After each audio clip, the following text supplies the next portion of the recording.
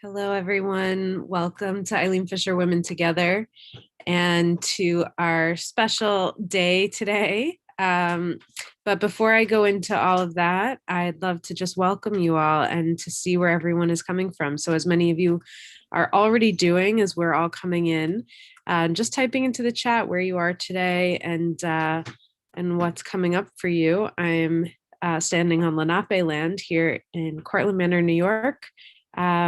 And it is beautiful and sunny and green, and I am filled with pollen allergies. So excuse my kind of change in tone here.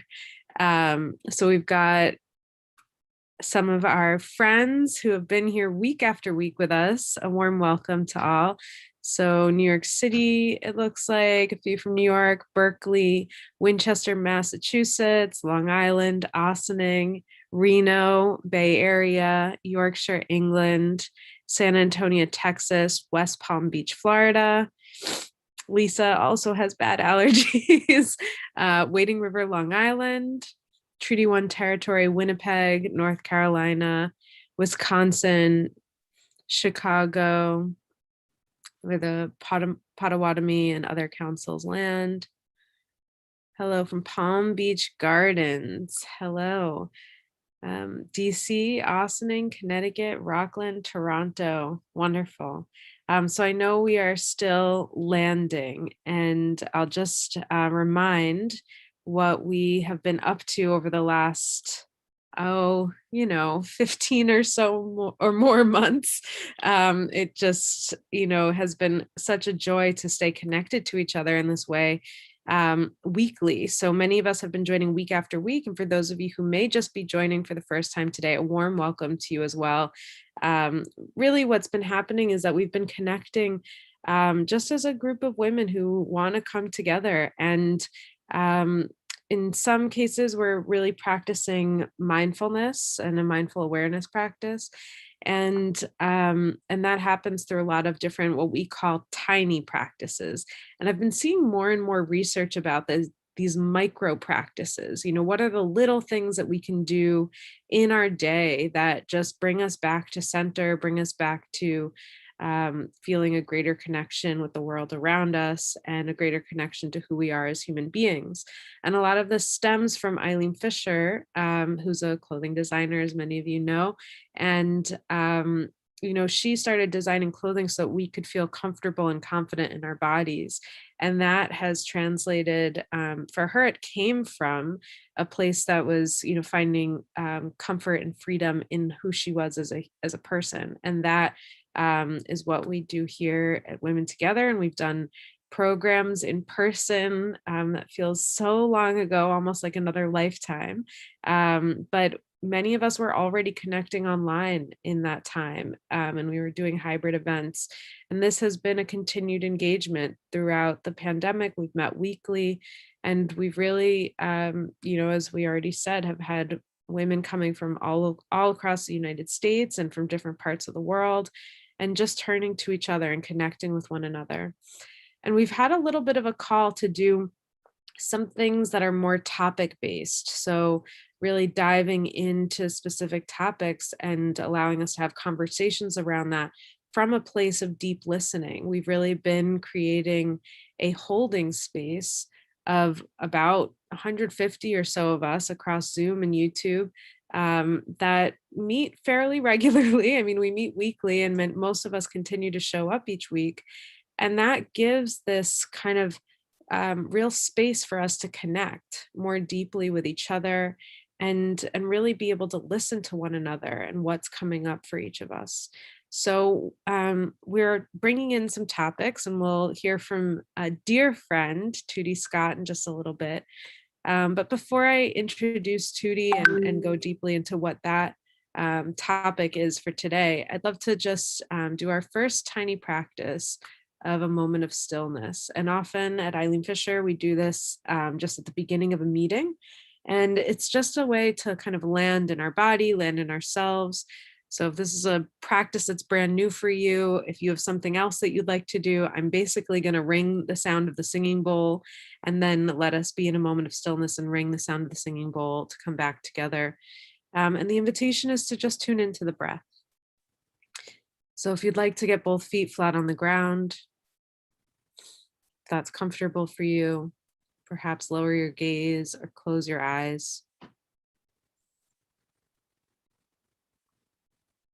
Just tune in if there's any tension living in any part of the body, perhaps sending the breath to that place.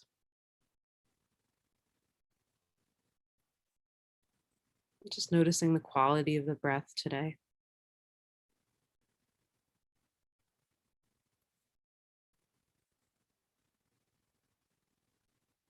And we'll stay with the breath after I ring the sound, the singing bowl.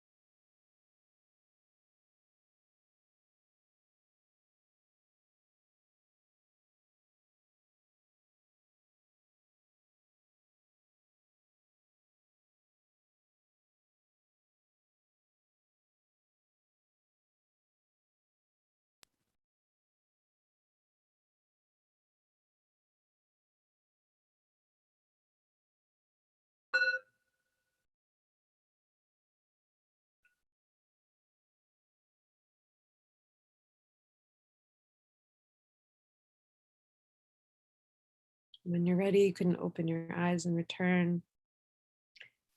I love when we have little sounds coming in, little animals, little sounds. Perhaps for you, it's the birds or anything nearby. But just, in these moments of stillness, I like to think about the fact that nothing's ever really still. Everything's always moving, and we're just being with that movement. And so there's a lot of different directions we can go with that, but not for today.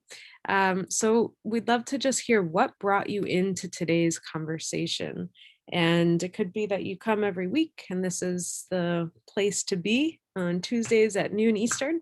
Or it could be perhaps that that you had a particular interest in this conversation around women and money, and around, you know, 2D is going to talk a little bit about making money moves that matter for us. And I've had um, really, my eyes have been more and more open um, to the work that 2D has been doing over the last number of years through my own work with philanthropy, but also, just as the idea of what does it mean to be a woman and thinking about money and the context of what that means, because money is often something that we don't talk about.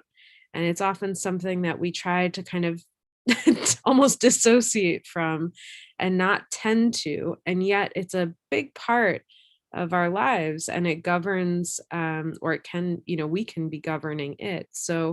Um, so there's a number of reasons that we thought this would be a great dive in. I think many of us in the conversation space had talked about this being one of the scary topics, but also probably that when there's fear around something, it means that we want to dive into it and see what's going on there.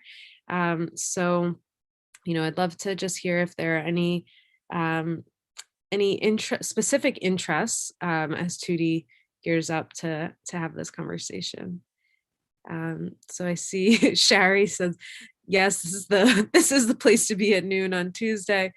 Risa continuing to enjoy this connected community.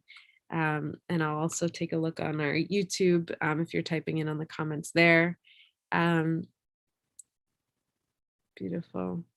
So, Jessica, I feel like women in particular are not taught about how to invest money, etc. Francis, going through separation, first time I have to be grown up. Plus, I asked for this kind of topic. Yes, you did, Francis. We're glad to have you here and glad to do this together. Eileen, I make this part of my Tuesday curriculum. Beautiful. Deb finally had time to join in, very interested in the topic. Alicia, I've enjoyed these events when I've attended before. This is a topic that's been on my mind recently as I've been pondering the long-term effects of bouts of poverty in childhood. Thank you for sharing that, Alicia. Namrata, I'm very interested in the topic, trying to learn ways to bring it to my children. Abby, here to be part of the conversation. Pat, single moms are the fastest growing poverty group.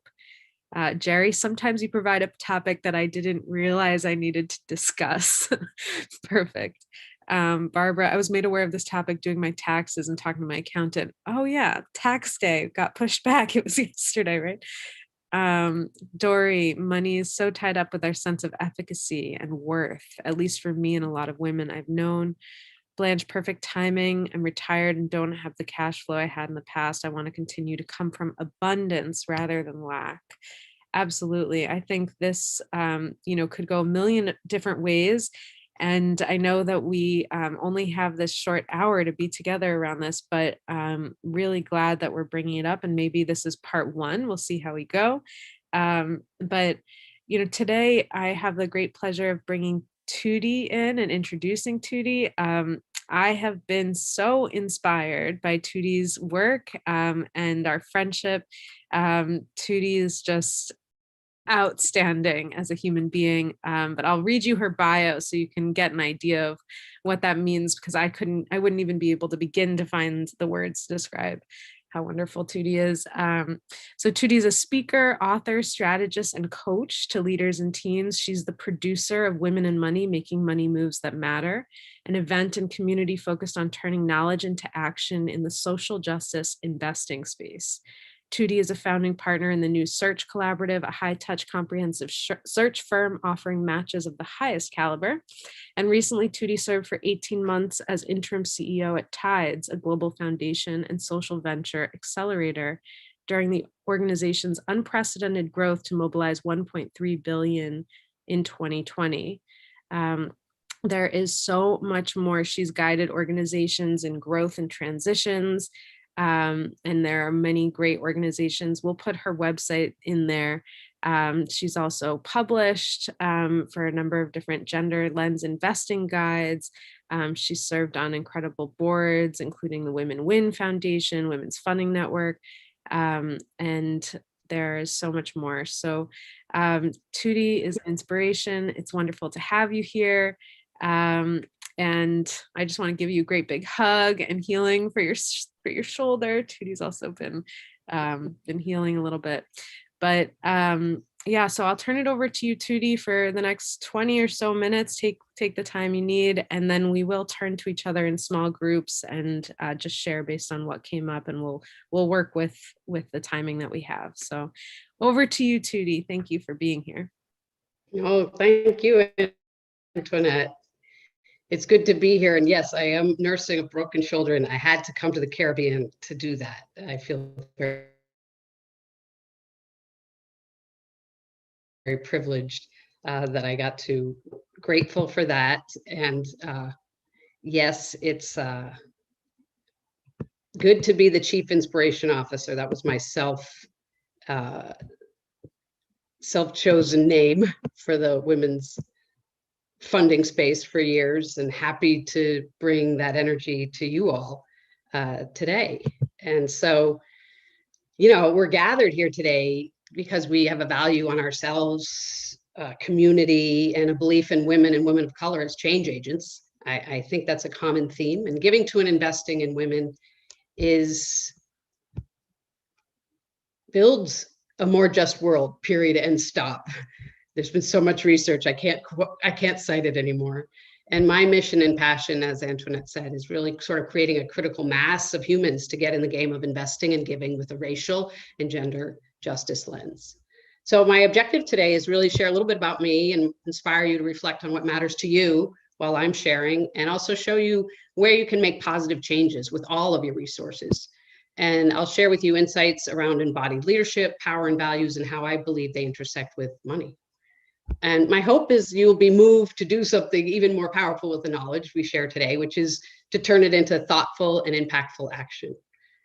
I'm the daughter of Roy, a science teacher and a carpenter, and Susan, a swim teacher, artist, and weaver. We all grew up in Dunbarton, New Hampshire. We had large gardens of vegetables. Shish and kebab were the sheep, T-bone was the cow, bacon's the pig. You get the idea. Very resourceful mom and dad. And you know, we were living close to the earth. We were an organic farm before it was sort of hip, but there were challenges, to be sure. There you see me in the redhead right there. I'm the youngest of 5. My mom had 6 babies in 7 years. She was 23 when she had me. She's about 26, 7 there. But really, I'm just clearly dismayed that I had to wear a dress. The dresses not only were made out of upholstery fabric that my great aunt sent mom, again, resourceful, but it was much too stiff for this tomboy to move around in. My mom passed 20 years ago this year. We were super close, and if you're meeting me, you're sort of meeting her. I have a lot of her treasures and character traits. You know, we were both really sustained by creativity, confidence, a quick laugh, courage to be who we are, and the ability to bring positive energy wherever we go. The important thing about, the important thing about this slide, bear with me as I learn technology here, is the basketball hoop. Of course, my sister and I are cute, but basketball saved my life. Sports gave me an outlet for my ambition, a college education, and incredible life opportunities. I also know that basketball helped me to jump class. I grew up in the class of what I call hard knocks, and now I'm living in the class of elegance. Limited choices, now I have abundance of choices. Most people call these working class and owning class.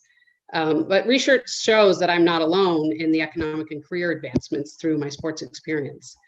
96% of women who are in sort of C-suite positions, chief marketing, chief finance, et cetera, chief executive officer, played sports. So 96% of those people played sports.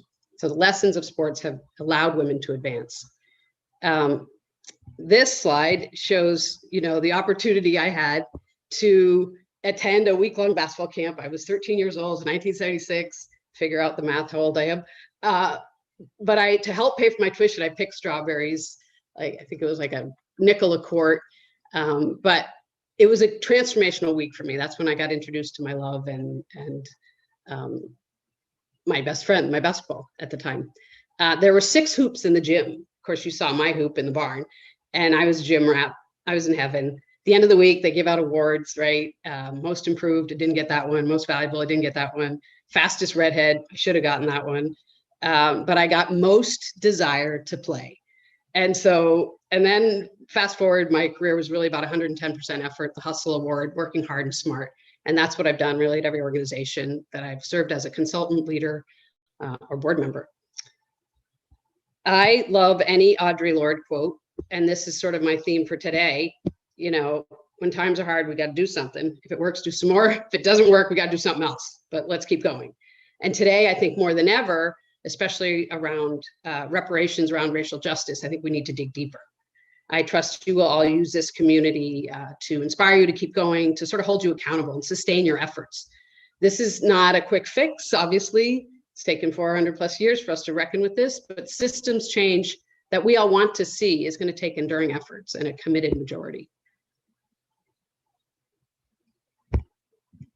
The promise of gender equity and justice have been a fundamental premise of throughout my career at the Women's Sports Foundation in the 90s and 2000s. We were expanding the cultural narrative of what a woman athlete could do. We were addressing racism and homophobia in sports. We were working hard to uphold Title IX through the Bush administration, opposition. And in my roles as a CEO, as a board leader, fundraiser, which I was at the Women's Sports Foundation, I have had a front row seat in sort of philanthropy and impact investing, and have witnessed sort of the power dynamics of money from many angles, professionally. And so from my journeys, I was able to create these two guides where you see the pictures there. And I know the links will be in the chat where you can get them. But I need to move people from knowledge to action. So that's what today is all about, is moving you from knowledge to action. This person, Jackie Vanderbrug, is what I call one of the godmothers of the gender lens investing movement. She's at US Trust now and doing great work there. But she really talks about gender lens being a viewfinder to realize that societal and cultural norms have not put women in decision-making spaces and solution spaces or anywhere near access to capital. You simply put, society has not had the grace, generosity of spirit, and or appreciation of women's voices, hearts, and minds, and put them into leadership. You know, seriously, it's been stale, male, pale leadership in military, finance, media, sports for centuries. And so here, I'm just going to call out some of the dismal systemic results from this leadership paradigm. And none of these happened overnight. And it is clear from these data points that the lack of representation and racial equity leads to injustice.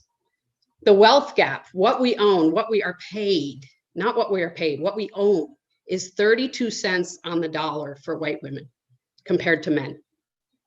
It's pennies on the dollar for women of color compared to men. Sexual violence is a public health crisis. Black babies are dying in the US at a rate 2.5 times higher than that of white babies. 38% of incarcerated people in this country are Black, yet make up 13% of our population. Black women are murdered at a rate 25 times that of white women. Elder care, child care, frontline workers, and teachers are beyond undervalued in this society. And COVID has exposed the reality many of us have known for decades. There is structural racism in our economy, our finance system, healthcare, education, and beyond. I've struggled, you know, for years. I've been doing this for decades, and I'm just overwhelmed with the clarity of the social mandate to invest in girls and women's lives, especially Black, Latinx, Indigenous women of color. And we all need to unlearn white supremacy. So I'll take a few deep breaths as we hold these heavy, long-term issues that need to be disrupted. So I hope I've grabbed your attention, that now you need to move your money and resources towards justice. So let's do this. So the first theme to embrace, if you don't know this already, but money and power are intertwined. Joy Anderson, another godmother of gender lens investing and the head of Criterion Institute, says just basically finance is power. And so for us to participate, we need to understand where we fit in or not fit into the power structures. Forget the patriarchy. How about we trample hierarchy? So C.V. Harkwell, an author, you know, has lifted this term up for me, and it was a huge aha moment. Understanding that the intersecting issues around hierarchy, and this is an excerpt from Money, Gender, and Power, where I lift up this term, and it challenges us to look at all the intersection oppressions on the power spectrum. Everything from ability, class, sexuality, race, gender expression. And the concepts of patriarchy and hierarchy come from the same idea, that one category of people should have dominion or power over others. So there's a domination matrix, which is this little circle presented here with privilege on the top, oppression below. If you look at the various axes, you can identify for yourself where your privilege is. My privilege has been rooted in my pale skin, my credentialed education, maybe my attractiveness occasionally. But there has clearly been a little humor, but there's been oppression against, being a woman and a lesbian and growing up working class poor. So when you examine the intersecting factors of your own social powers, what are you going to do knowing that you actually have the privilege of that power? And how will you engage with people who have a different perspective living without that social power? So your homework, I am moving to action, is all throughout my gender lens investing guide. So the work is to move to action. I'm giving you, I mean to overwhelm you, but if you just do one on each of these slides that I'm showing, move to action, it'd be awesome. And you will get a PDF of this so you can play with these links and go deeper. But you have to assess your own social powers. You've got to look at investing in unconscious bias training for your organizations, your boards, your family office. Power Moves is a great tool to use. And then I have a guide, a couple of pages in the guide that actually look at how do we talk power with versus power over, which is a huge dynamic in philanthropy, and finally is being addressed. So my second intersecting theme around money and power is around our bodies. And I appreciated Antoinette lifting that up. And Eileen, I never sort of put that together around her origin of her clothing, but it makes total sense. And we need to be comfortable in how we move, how we stand, how we work, how we play. But I believe the lessons of the body can shift women into voicing and owning our power. And voicing our power requires us to actually be in our bodies. And power is seen mostly as sort of it's in finance, it's in politics, it's out there. But I would argue that my badass friend, Diana Nyad, says, as an athlete, I walk like I own the earth. What I say to you all is if you have a body, you're an athlete. As women, I think we have to really tap into our chi, our universal energy, our lower chakras, and activate them to create the success and liberation for ourselves and each other that we all want to see. We can transform the world by stepping into and standing in our power. With conscious effort, I believe we can reset any sort of disempowering lessons that we find and hold in our body with our words, spoken or not, about how we feel about our body and our worth.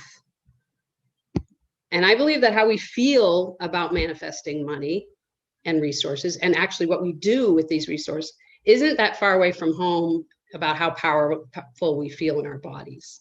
Carolyn Mace, educator and intuitive medicine pioneer years ago, I got to hear her speak, and she shared how money, power, sexuality, trust, bravery, risk-taking, all of these are centered in our lower three chakras. And so by becoming aware of and protecting and strengthening all of our chakras and power centers, but particularly these, we can be more skillful and courageous in our life, our decision-making, and clearly around our money. In short, we can't think our way into full dignity for others and ourselves. We actually have to use our bodies to disrupt the systems. And we have to go to the famous Eve Ensler quote. If you haven't seen this, it summarizes it all. We need to love our bodies. And every minute that we're not, and we spend worrying about it and not necessarily taking care of them, somebody else is trying to figure out how to take money away from the poor, destroy the environment, rape and violate women, and we're not paying attention. So be radical and love your body. So here's some moving to action. Run your chi. So your vital energy spot right a little bit below your belly button, belly dancing dance. I mean, I think, that's what I've been an athlete my whole life, and moving, that's how I resource my energy. And I think it's super helpful. And I've had many surgeries. So I've been on my back lots. So I'm well aware when I'm not able to run my energy and use other ways to do it. But that's my space, is moving. And becoming more involved with your finances. Research shows that 49% of women, divorced, married, or quote, of influence, master's degree in education, 49% of us, all those categories, worry about being a bag lady. However, if we take charge of our money, if we get engaged with our money, all of the shifts go in a positive direction. From anywhere from 60 to 90%, we feel more comfortable about our futures. So got to get it messy with it. Get a financial advisor if you don't have one. Get a coach. Find someone on this call where you can talk about it. Funding retreats. I think Black, Indigenous women of color who are leaders need some support spaces. Use your consumption dollars. Two great resources, Gender Fair and Buy From a Black Women, are great places. Clearly, I'm going to encourage you to support women's sports because that's an economic security game changer. It's been proven. And so lots of ways to do that. The last theme that intersects with our money and our power is how we think about our values and how we align them. And so what if we led with our values and our money and they were truly aligned? My working class background, sort of solidified my justice, creativity, compassion values. And today, maybe this could be a conversation in your chats is, really get clear about your values. Tell a money story that relates to your values. Talk about money, to Antoinette's point. But values are the source and foundation of how you make decisions about your team, your family, your money. So you got to get clear about that time. And I think in this time of racial justice reckoning and also reentering society, we have time to sort of pause and reevaluate our values and where our dollars can go for repair and restoration. And at my firm, spent a dozen years sort of coaching extraordinary leaders and organizations. And the secret sauce again and again is the talent and culture. People living their values and purpose of the organization. And we need to showcase our values. We need to come out about them front and center. I'm a gender avenger. I'm a justice fighter. I believe in human dignity for all. Like, let's talk about that. In the Gender Lens Investing Guide, I show a portfolio that doesn't represent asset classes of fixed income, equities, cash. I show, thanks to Louisa Marie Carlisle, a Venn diagram that shows leadership, access to capital, healthy climate. So if you start thinking about your money with purpose and aligned with your values, you don't have to get caught up in that complicated language that has been made complicated to keep us out of the game. Let's be clear about that. Don't get me started. So my investments of my time, talent, and treasure. So let's think about all of our resources, our ties, our connections. I move them towards collective action, Black, brown, and queer women's voices and leadership, specifically in politics, and also whole body leadership. Clearly, I believe in that. And, this is an opportunity to lead with our values and live them with our whole person value wallet. What would happen? We'd have a peaceful world. It's my dream. This is another excerpt from the guide, the Gender Lens Investing Guide, where I show something that I think people are really coming to grasp, which is a continuum that the Justice Funders started with and Addisina Capital has modified for investing. But regardless, philanthropic or invested capital, there's really a continuum of how your money is used, either extractive to regenerative. And there's lots of tools now for people to mobilize their money. And I just want to say, when people hear mobilize resources and immediately focus on money, it's just one of the tools in our toolkit. And clearly, I'm here today with all of you at Women Together Connect because, you value community and sisterhood, and I do too. And they're really important gifts we give each other, and that's why you all show up.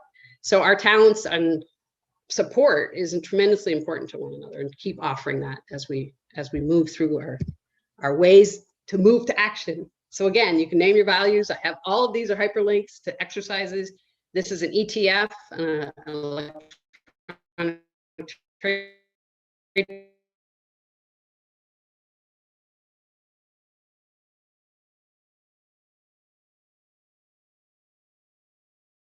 fund, GC. Learn more about the Decolonizing Wealth Project from Edgar Villanueva and his great book. You can assess your mutual funds as you sow, and you can challenge your financial advisor to show up and give you products that matter to you. So I'm all done, but I have my closing quote. But this was a thought I could suggest you talk, but you can bring up whatever you want in your small group.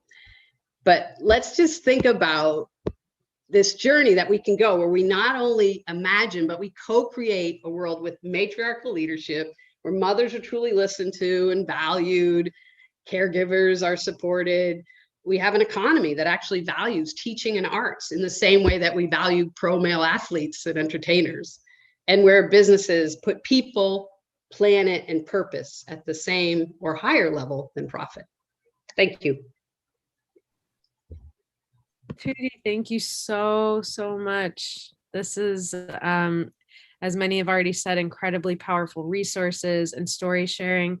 I see clapping in our gallery. So really, thank you so much. There is so much to dive into here, and part of me wants to do an embodied practice to let this land, and another part just wants to give you as much time as possible in small groups to dive into what Tuti just asked, because what comes up for me immediately is my own story about money, and It comes up like my mom taking me at 10 years old to get my first savings account, and so I think that just feels like a place that we can turn to each other and share what comes up for you about your own money story. What, what shaped who you are when you think about what Tuti asked about your values, or about, where your current kind of reality is around money. What was a story from your own experience that has shaped your understanding of money? And, we think of money as energy, and energy is, as Tuti just said, is flowing through the body, and it's also flowing in how we relate to each other. So as we turn to one another, I invite a soft caring in these story sharings, because in any conversation that I've had about this, it's tender. Even though it's kind of feels like this thing, oh, it's in my wallet, it's in my investments, it's over here. It's actually a tender place for many of us. So I invite us to hold each other with that tenderness and care. I often say that we don't know what the person across from us had for breakfast, let alone what's going to come up in this kind of story. So just really holding a place of compassion as we've practiced over the weeks here. So we'll turn to each other for about 20 minutes, which will give us a very short few minutes at the end, but really just allow each person a chance to speak and share what's coming up for you, and really encourage you to be vulnerable, because that's where the kind of rubber meets the road of who we are and what we can do in the world together. So um, we'll turn to small groups, and we'll be there for about 20 minutes, and we'll have just a couple minutes to close at the end. So enjoy your time together, and we'll see you back here in 20 minutes.